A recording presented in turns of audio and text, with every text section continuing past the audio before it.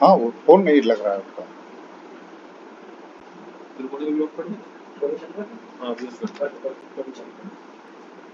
उनसे कहिए, एसपी गुप्ता जी को कहिए कि फोन करें तो वो जुड़े।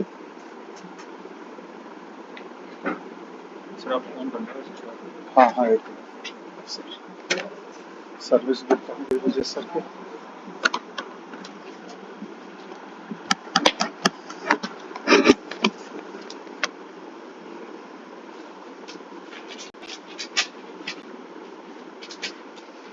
नमस्कार सर सभी लोगों को।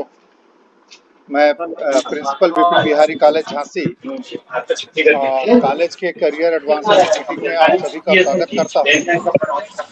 आज जिनकी बैठक के लिए हम सभी एकत्रित हुए हैं इस आभासी मोड पर, doctor Vijay Kumar Yadav.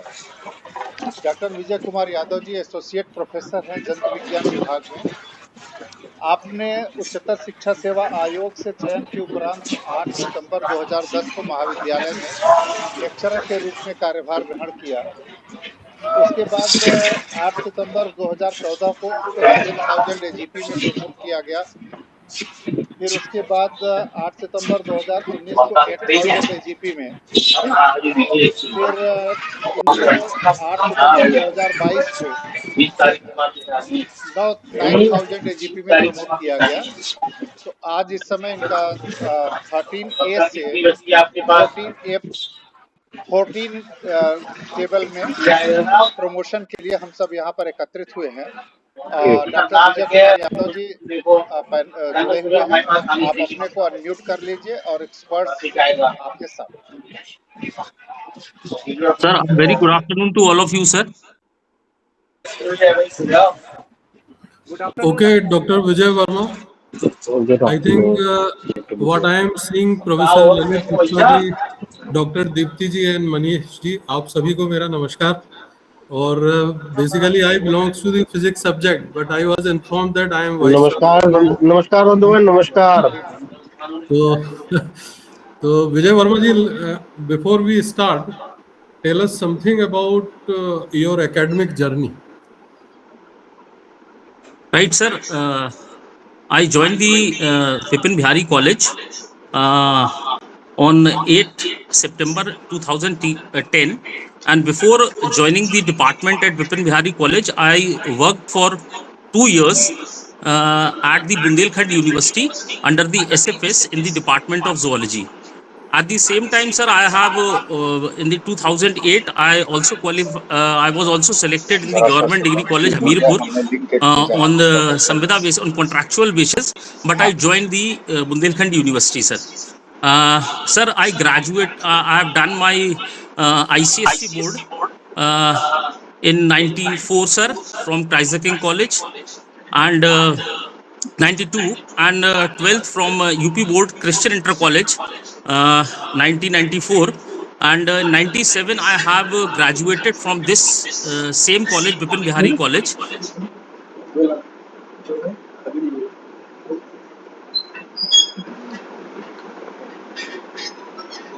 My PhD from Bundelkhand University, and from after joining this college, sir, I have various responsibilities after having my promotions in different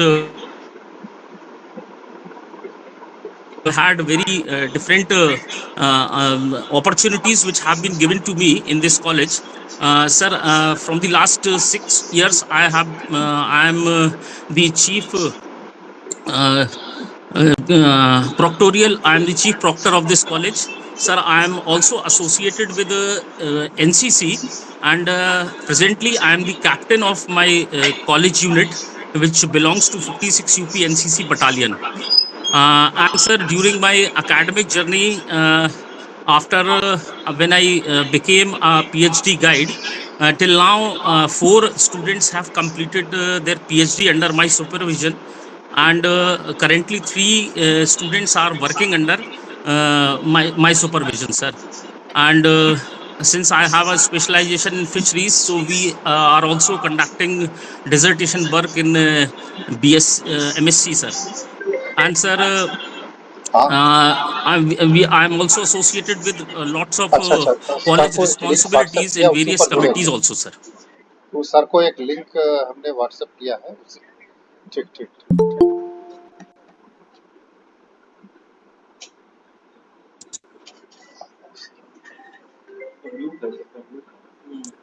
दूसर का म्यूट है तो आवाज नहीं आता।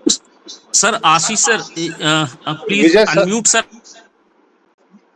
आपकी आवाज नहीं आ रही है sir. I am sorry. Yes, I want to know that because NEP 2020 is everywhere and every institute, college or the university it's a mandatory to implement all these things. So what is your responsibilities to implement NEP 2020 in your college? Yes, sir.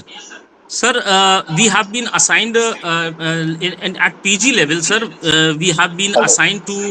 We generally allocate the students in the first semester. So, in first and second semester, we take the students to a visit, academic visit, and generally we take at the Innovation Center of the Bundelkhand University because there are different instruments regarding there, sir. So, working principle and what are the applications which different instruments is applied in biological sciences. They go and visit there, sir. In BSc also we make a exposure, academic exposure tour to mushroom cultivation or some various farms which are nearby in Jhansi, sir. Fishery farms. We also take students to towards that also, sir. And since, sir, I am also associated with I am the coordinator of a virtual lab. Coordinator of this college, sir. That virtual lab has been established through IIT Kanpur, sir. So we also give we are also giving students so that they can have their practical applications regarding different experiments which are in their courses, sir. They go and they virtually they learn from those virtual experiments at the different platforms which have been provided by the IIT Kanpur, sir. Very good, Dr. Vijay. And now yes. I request right. Professor Lalit Gupta, sir, right, and sir. all other experts of this subject. Thank you,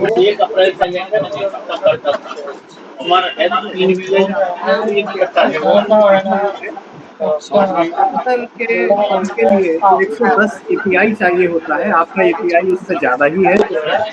right sir.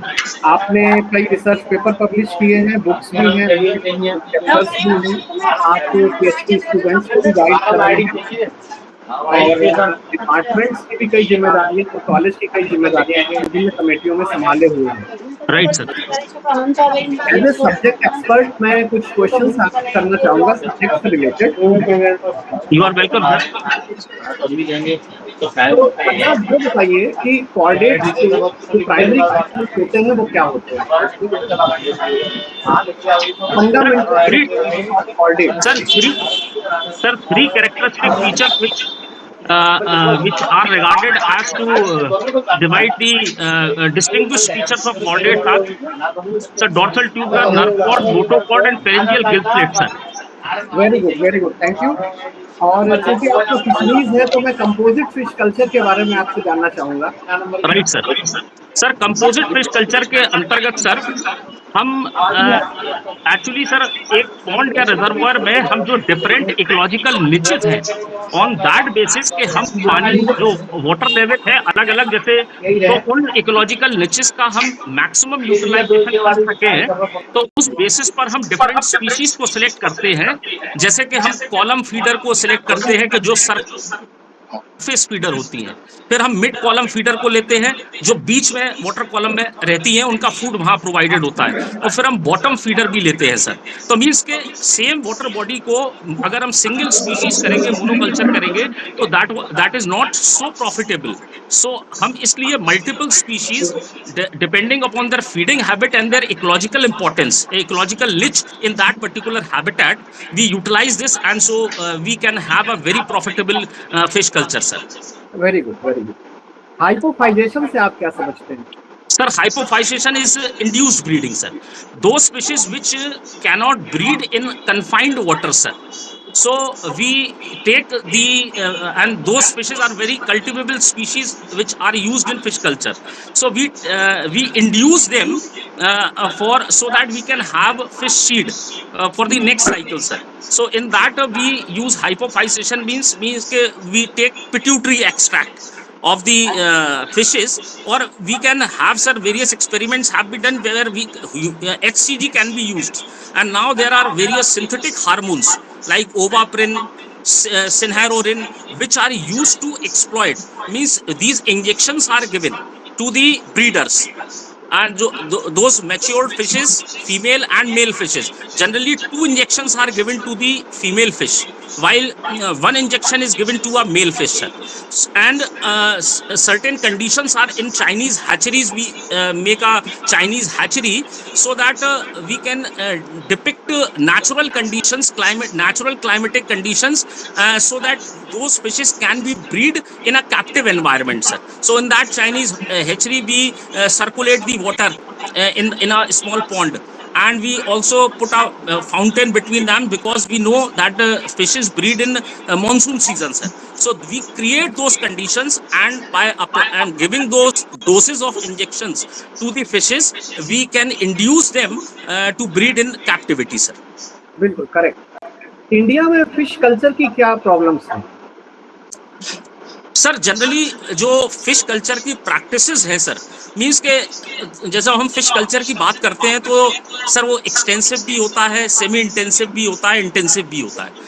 तो sir generally जो fish culture से related लोग, जो खासकर जो means जो गाँव में या आसपास की वाटर बॉडीज का जो यूज कर रहे हैं, सर, वो extensive way of fish culture is getting cultured, sir. Extensive में sir we are just catching the fishes from the water bodies and we are making profit. But when we do intensive culture, sir, so we should have a scientific knowledge ke how we can utilize maximum profit by fish culture, sir.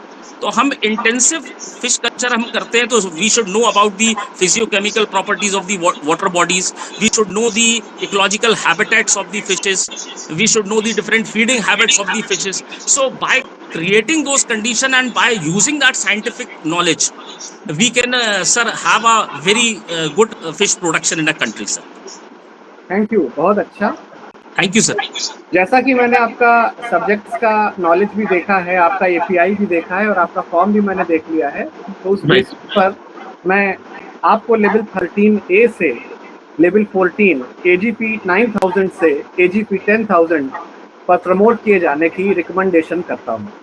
Thank you sir, thank you sir, thank you, so nice of you, thank you sir. Doctor Deepali, Deepti, doctor Deepti, I am sorry. Okay, नमस्कार सभी को. विजय जी, आपका form देखा, पहले तो आपको बहुत बहुत शुभकामनाएं. Thank you ma'am, thank you. के मीटिंग के लिए कुछ थोड़ी बहुत क्वेरीज है मेरी, बता दीजिए, से क्लियर कर दीजिए. आप एक्यूरेसी कोऑर्डिनेटर हूँ, वो शायद आंसर दे पाए, प्रिंसिपल सर जो भी. एक तो बहुत सारे रिसर्च पेपर लगे हुए हैं, और जब मैं फॉर्म क्लिक कर रही थी तो पूरा रिसर्च पेपर नहीं खुलता है मेरे सामने, या तो कुछ सर्टिफिकेट खुलते हैं या एक पेज या इंडेक्स खुलता है, तो उससे पेपर जज नहीं किया जा सकता, मतलब पेपर देखना होता है पूरा. तो हाँ, तो या तो आप मुझे मेरे व्हाट्सएप पर जो भी आपके एलिजिबिलिटी क्राइटेरिया में पेपर्स आ रहे हैं, आप फुल पेपर पूरा भेज दीजिएगा. Right ma'am, right ma'am. Paper नहीं खुले हैं उसमें, राइट मैम. काफी सारे नहीं है. और दूसरा जो भी है, आपकी कई जगह 5.6 मार्क्स क्लेम किए हुए हैं, तो वो किस कैलकुलेशन से किए गए हैं? No, ma'am, those points have not been claimed by me.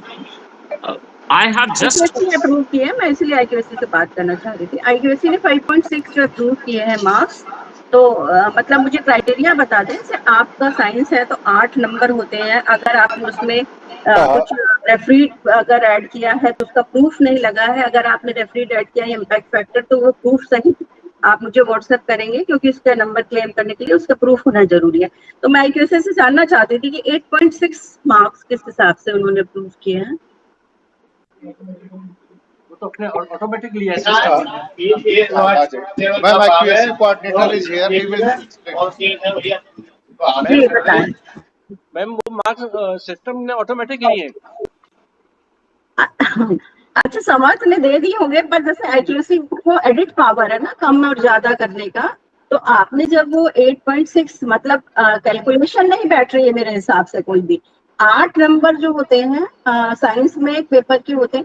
अच्छा कई जगह को ऑथर वगैरह भी हैं, तो को ऑथर है जिसमें कई बार फर्स्ट ऑथर है, एक आदमी फर्स्ट हो जाता है, सेकंड ऑथर है, थर्ड ऑथर है, तो नंबर उस हिसाब से हो जाते हैं। तो जहाँ सेकंड ऑथर है तो उस हिसाब से 2.6 दिए गए मार्क्स। 2.6 ठीक है, वो जो 5.6 नंबर है वो किस हिसाब से? Madam, that is, ma'am, either I am the corresponding author of that, because most of the papers which I have published as these are all my students' paper. So since I am the supervisor, so I am the mentor or the supervisor. So since I have also communicated, and one of the papers which have given 5.6, madam, they have specified on the Samarth portal ke index, what is the basis of indexing.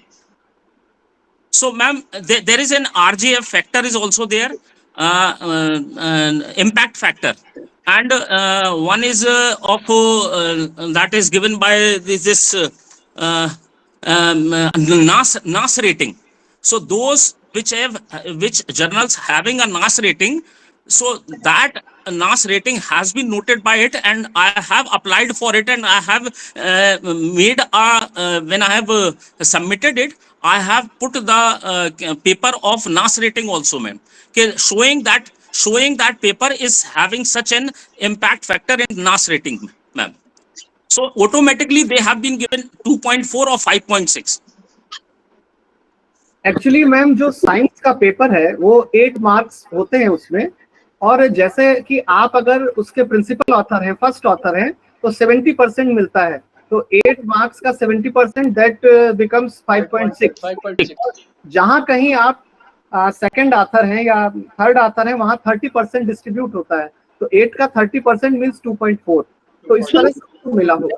ये मैं जानती हूँ, अगर 30 और 70 का ratio होता है, लेकिन वो फर्स्ट ऑथर में होता है, आइडल फर्स्ट ऑथर हो, और अगर आप करस्पॉन्डिंग ऑथर है तो उसका प्रूफ उसमें होना चाहिए, क्योंकि आपका नंबर अगर सेकंड और थर्ड नंबर पे नाम आ रहा है तो आप सेकंड और थर्ड काउंट किए जाएंगे ना, तो आप कहीं भी करस्पॉन्डिंग ऑथर का आप फिर मुझे प्रूफ देंगे कि इसमें आप करस्पॉन्डिंग ऑथर थे, इसलिए नंबर जो है वो 70% आपने क्लेम किए, और जहां पर भी इम्पैक्ट फैक्टर क्लेम किया गया है और कुछ क्लेम किया गया है उसका भी प्रूफ ऐड करके मतलब मुझे व्हाट्सएप कीजिए, क्योंकि उसमें ऐसा कहीं नहीं, आधे टाइम तो सर सर्टिफिकेट लगा हुआ है, मतलब आपने लगाया होगा, वो 2 जगह लगना था, अभी लोग समझ पे नहीं जानते, 2 जगह जब हमने अपडेट करा मैडम, तो अपडेट में 2 जगह हमको PDF लगाना था, कि एक जब हम अपडेट करते हैं तो वहां मैंने जो ऑनलाइन उस जर्नल का नास रेटिंग वगैरह देख के वो भी लगाया हुआ है, और उसके बाद जो पेपर का फॉर्मेट है वो लगाया हुआ है, but I send you ma'am,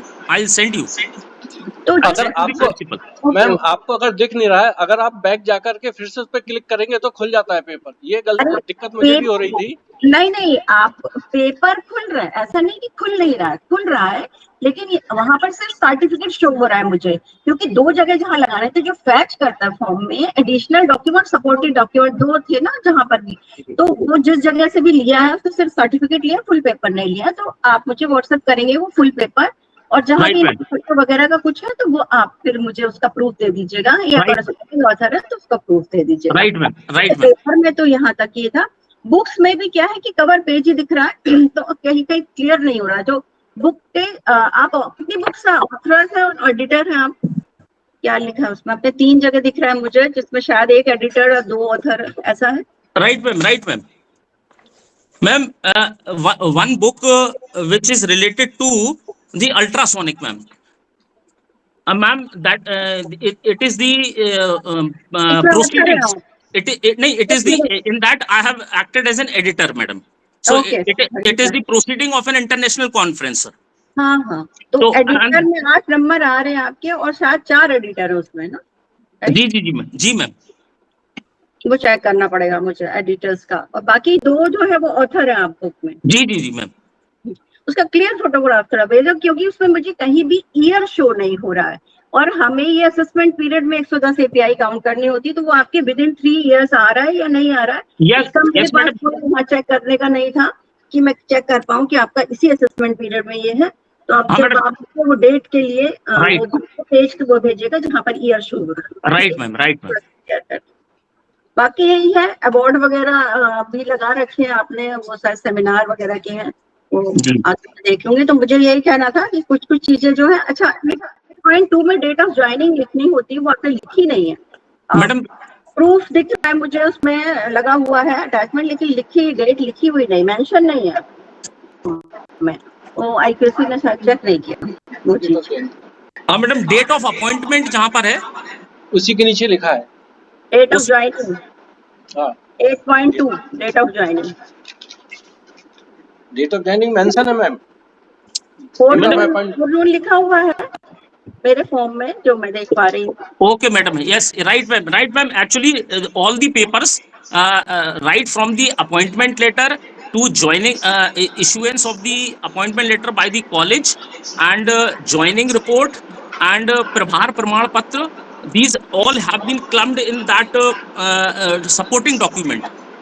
attachment दिख रहा है मुझे, मैंने उसी Yeah. से कर दिया, लेकिन जहाँ डेट ऑफ ज्वाइनिंग जहाँ लिखनी चाहिए थी वहाँ पे मेंशन नहीं है। Right, code right, rule right. Date missing है। Right, ma'am. Right, right, ma'am.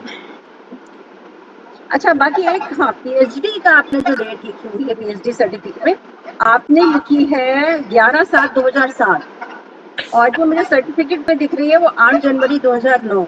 तो वो डेट आपने कहाँ से ली है? मैडम, सर्टिफिकेट में दिख रहा है, आपकी डिग्री में दिख रहा Madam, है। notification, when the notification is issued by the university, so we consider that particular date. Degree बाद में मिलती है तो वो डिग्री वो कर सकते एक्चुअली हैं, लेकिन प्रूफ बुंदेलखंड यूनिवर्सिटी अब अपडेट हुई है मैम। पहले क्या था कि 2-3 साल लग जाते थे नोटिफिकेशन आने में। Here is the difference. समझ सकते हैं, ऐसे ही होता है। लेकिन जब भी आप कोई डेट क्लेम करें तो आपको सपोर्टिव डॉक्यूमेंट उसके साथ लगाना चाहिए है। आप डिग्री के साथ अटैच करते हैं, आप पीडीएफ बनाते हैं अटैच कर, क्योंकि वो डेट को वेरीफाई करने का हमारे पास कोई वो तरीका नहीं है ना। अगर कोई प्रोविजनल लेटर ले आते हैं कभी, या कहीं और लिखा होता है नोटिफिकेशन की डेट, कहाँ से वो डेट एग्जैक्ट डेट पेंशन है, तो हम कैसे चेक करेंगे? तो आपकी डिग्री में 2007 ईयर लिखा हुआ है नो डाउट, और जो डेट है वो 9 की लिखी है, चलिए 7 की भी है, तो वो 11 वाली जो डेट है 11/7/2007 को कैसे टैली हो हमसे, वो देखिएगा क्या। मैडम, वो जो डिग्री लगी हुई है उसमें डिग्री में इट इज बीन रिटन के via notification number, it is written there कि notification number of the university issued, तो उसमें वो डेट नोटिफिकेशन वाली लगी हुई है मैडम। और एक्चुअली डिग्री बाद में इशू होती है कि वो सर्टिफिकेट जब प्रिंट होता है। कोई दिक्कत नहीं, मैं वो समझ रही हूँ बेटा, लेकिन क्या है जब आप डेट भरते हो तो जो एक्चुअली मुझे तो फॉर्म में हर चीज वेरीफाई करनी है ना। हाँ, मुझे उसके प्रूफ के लिए तो बस वो जो हो, जहाँ से भी आपने डेट वो कैच किया आप मुझे भेज दीजिएगा, उसके साथ राइट मैम। और बाकी तो डेट ऑफ ज्वाइनिंग मैंने बता ही दिया, उसमें किसी तरह से मिसिंग है, वो लिखी होनी चाहिए थी। एनीवेज अब तो फॉर्म एडिट नहीं हो सकता। बाकी एक प्रिंसिपल सर से पूछना चाहूंगी कि सर जितने भी इनकी एडमिनिस्ट्रेटिव रिस्पॉन्सिबिलिटी या को करिकुलर संबंधित कॉलेज की समितियों से संबंधित जो भी है, वो आपने सर्टिफिकेट जो दिया आप संतुष्ट हैं उसमें? कहीं कोई जी कुछ कमी गई होंगी मैम, ज्यादा नहीं, क्योंकि जी 100% फॉर मी 24/7। अच्छा, तो क्या कोई सर्विस ब्रेक तो नहीं है? क्योंकि सर्विस ब्रेक नहीं है, कोई डिसिप्लिनरी एक्शन वगैरह कहीं? नो। Okay, thank you. तो मेरी जो वो चीज है वो आप मुझे वो उपलब्ध करा दीजिएगा व्हाट्सएप पे, और अंदर पहुंच जाएगा। हाँ बिल्कुल। और मेरे पास सबसे लास्ट में एडिट का ऑप्शन आएगा, क्योंकि मार्क्स वगैरह मुझे एडिट करना, तो जब सब्जेक्ट एक्सपर्ट सबके आ जाए तो एक बार ठीक है मुझे मेंशन कर दीजिएगा, तो मैं फॉर्म एडिट करना शुरू करूँ। बाकी आरएचओ साहब जुड़े हुए हैं, उनसे आप। RHO sir.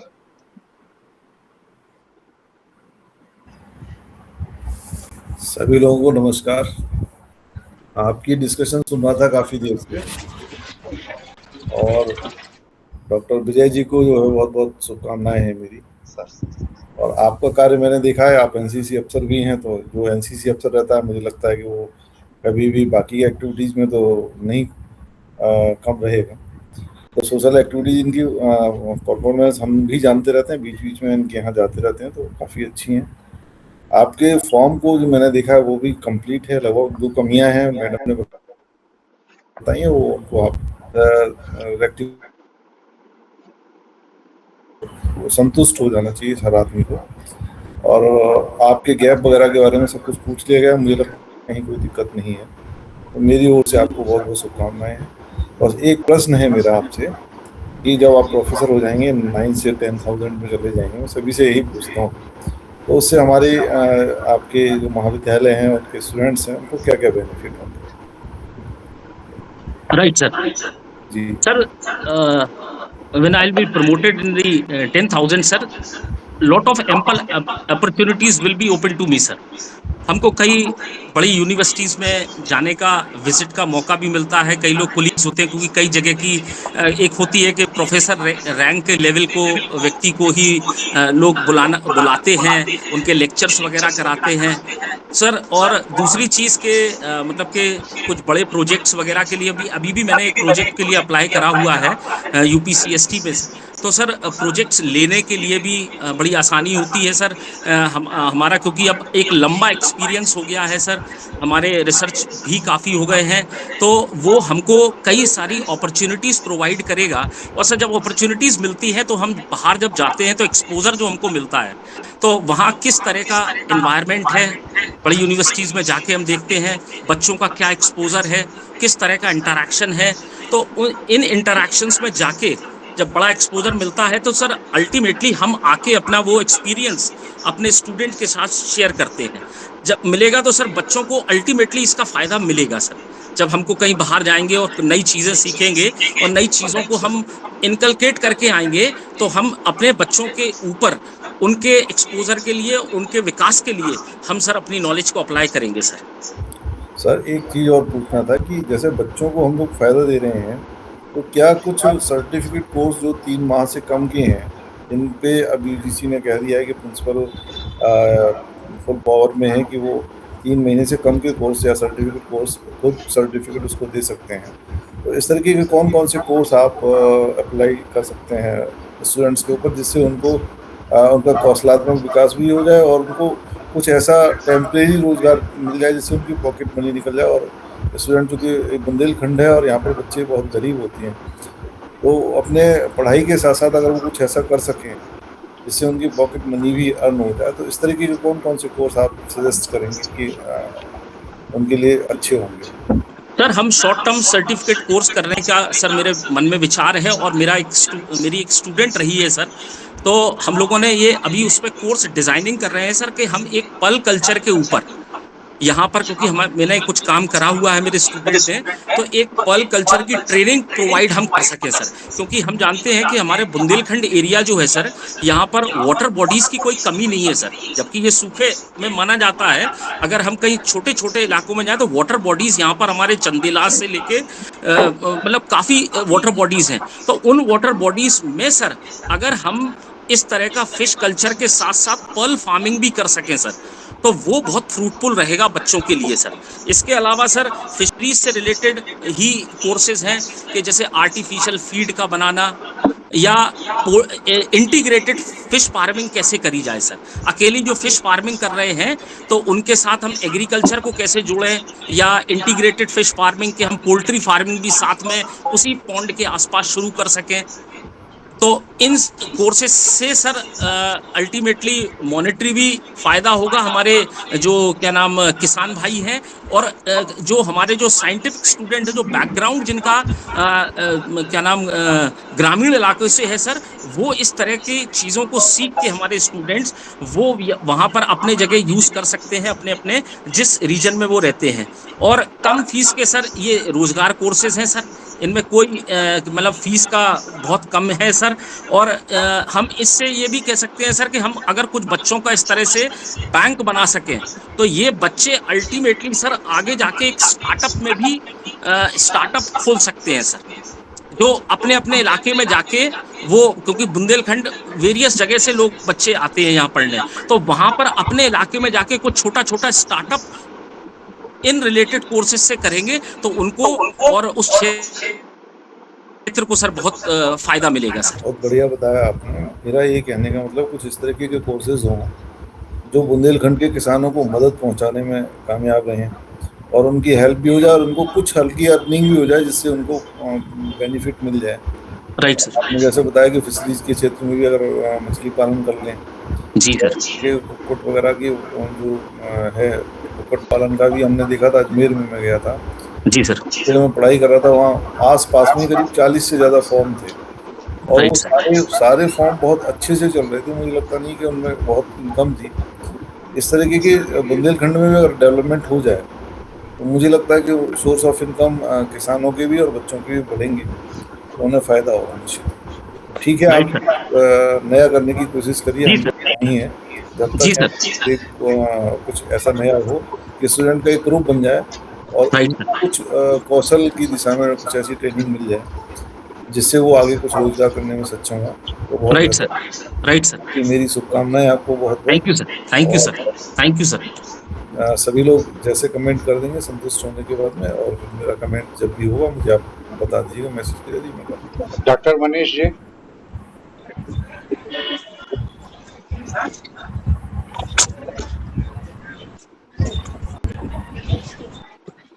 जी, सबसे पहले तो डॉक्टर विजय जी को बहुत बहुत बधाई सर। Thank you sir. और डॉक्टर विजय सर, जो मैम दीप्ति जी ने कहा है वो प्रोग्राम सारी चीजें आप रेक्टिफाई करके उसको कर लीजिएगा क्लियर, राइट। और दूसरा सर, एक क्वेश्चन मैं पूछना चाहूंगा फिशरीज से संबंधित, क्योंकि आपका एरिया ऑफ प्रिपरेशन या फिशरीज है, तो सर तो केवल एक ही क्वेश्चन मैं यहाँ पूछना चाहूंगा आपसे कि जो इंड्यूस ब्रीडिंग फिशरीज में की जाती है वो monoculture.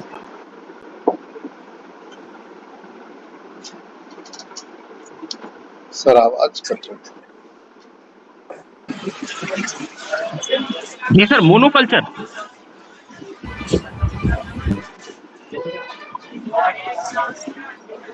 Pardon sir please. Monoculture. जी सर।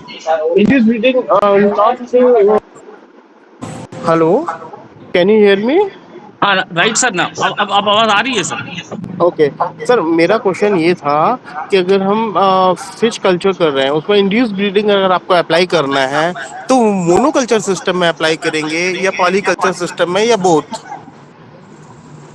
सर अगर इंड्यूस ब्रीडिंग है सर तो मोनोकल्चर जैसे हम करते हैं सर कि सिंगल स्पीशीज का कल्चर, तो सिंगल स्पीशीज में सर हमारा ये और हमने कहा कि जो हमको इकोलॉजिकल निचेस वो वाटर बॉडीज की हैं, वो अगर हम पॉलीकल्चर करेंगे तो ज्यादा अच्छा रहेगा सर।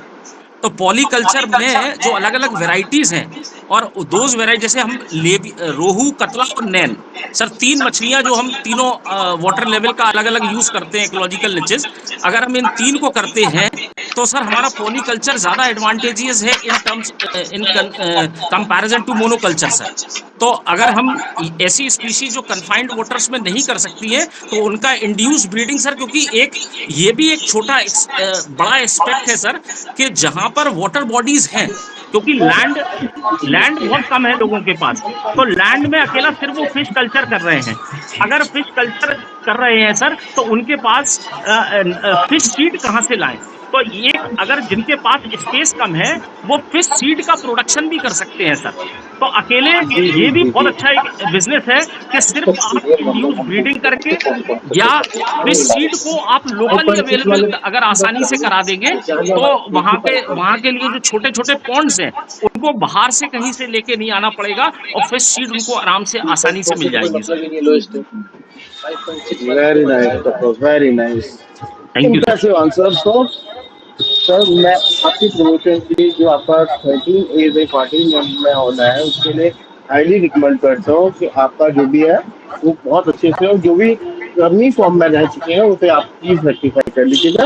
बहुत बहुत शुभकामनाएं sir. Thank you sir. Thank you sir. तो दीप्ति मैम एक क्लैरिफिकेशन चाहिए था आपकी ओर से।